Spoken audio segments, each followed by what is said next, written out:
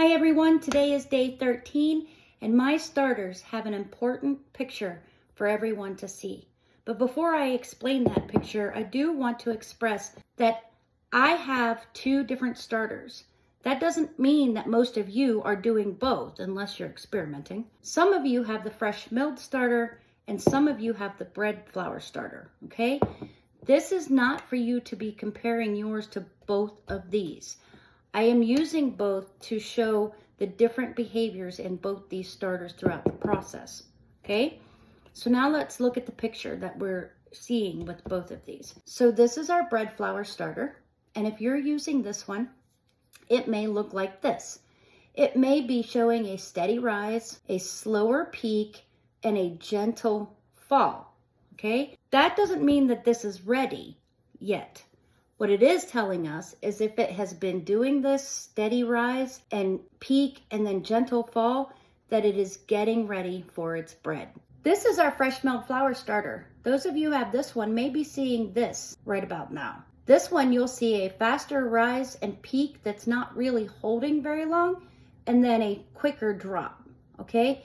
That's telling us that it's active and fermenting. It's just not got its structural strength yet. Okay, so we're still wanting in both of these to see that pattern consistently every day, okay?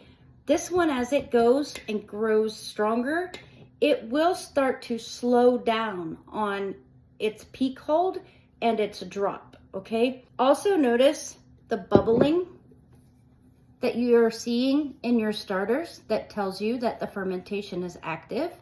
And again, we're still smelling the smell, whether we're smelling an acetone or alcohol smell, which tells you that it's either hungry or something's not right. That usually means that it's hungry and it wants fed, okay? Or that sweet yeasty smell that we want that says that the culture is now stabilizing in your jar and the yeast has taken over, okay? The same with this one, that same type of smell. You want that yeasty, sweet smell, not a strong alcohol, acetone. You don't want to open your jar and go, whoa, okay, that's a bit strong, okay? That's telling you your starter is extremely hungry, so therefore it's extremely acidic. And even when your starters do become ready, if you have that smell, it means that your starter is acidic and you probably won't get the rise or the work horse out of it that you would if it was neutral or more yeasty, okay? So again, today we're not really looking to bake with these. We are looking at, are they progressing the same? We're watching the clock, but we're only watching the clock because we want to know its consistency.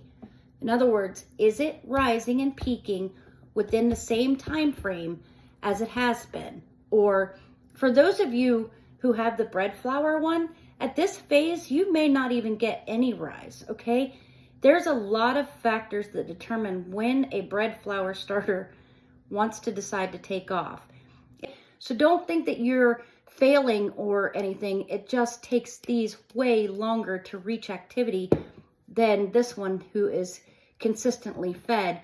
It's superfood, as I call it, with the bran and germs and the active enzymes, the live enzymes that are in this, that are also helping that yeast and that lactic acid win control over the bad bacteria, okay? So we're gonna continue to feed these the same that we have been, whether you're using the volume measurements or whether you're using the scale, it's still gonna be the same as you have been. We're not going to talk about bread readiness today, but tomorrow we will be talking about determining when it's ready and the signs and structure that your starter should be showing when it is ready, okay?